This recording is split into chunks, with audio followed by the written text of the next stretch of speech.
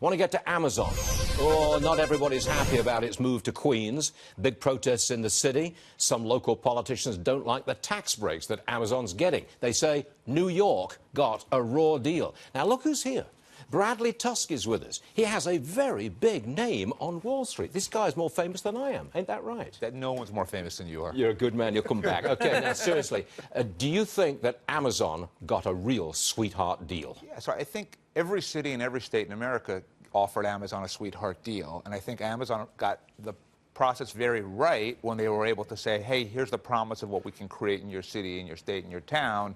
And where they went wrong, and this is true both, I think, of the company and of Andrew Cuomo, the governor of New York, is thinking that when it was announced, every New York politician would say, hallelujah, this is the greatest thing ever, thank you so much. And instead they said, why are we giving you $3 billion in tax subsidies? Yeah. Why are we building a helipad for Jeff Bezos when our own subways don't work? And they've now got a big fight on their hands. Upstate New York is mad as hell about this because their tax money is being used to attract a business to the city where they're ailing upstate. Yeah, I mean, I think that's true both upstate and it's true across the city, too. OK, I've got to talk to you about Facebook. Yeah. I've got two pet peeves with them.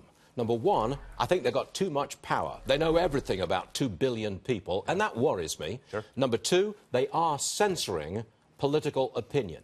Do you see any regulation coming down the pike which would address those two concerns? I do, and I think what's interesting about Facebook is it's a new technology, but their mistake is a classic one, which is the cover-up was much worse than the crime. Facebook created something, Zuckerberg built something pretty unique that if you have 2.2 billion followers, more than Christianity has, you're doing something right.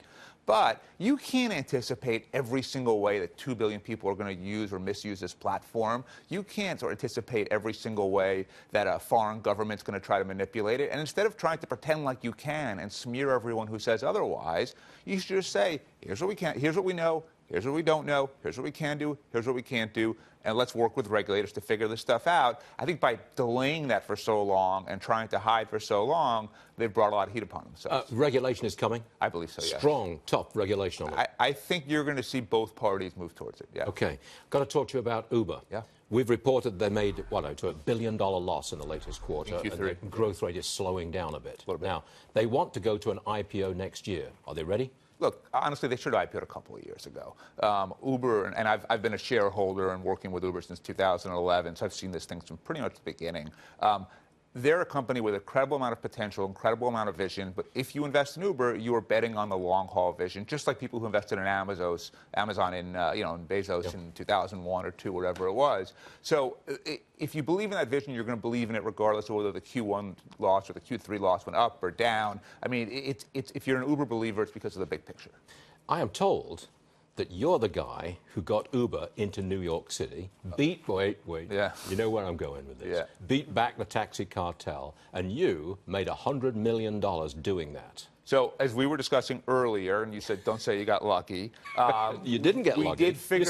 We did figure out how to use our own customers to fight for Uber and against taxi cartel, both here in New York and in every city in America. Where I was lucky, I would argue, is that Uber was so young when I started working with them that they couldn't afford my fee and said, would you take an equity? And I'm like, yeah, what the hell? And it paid off pretty well. 100 million? We'll see where the IPO goes. If the IPO is worth 120 billion, I should be okay. You should. Yeah, we'll pay the mortgage. Are you going to come back? If you have me. That was really cool. Thank you very much indeed. Thanks for having me. He's a unicorn spotter. Yeah, unicorn. Oh, I like that. Yes. That's the banner that will underneath the next Tell my LPs that.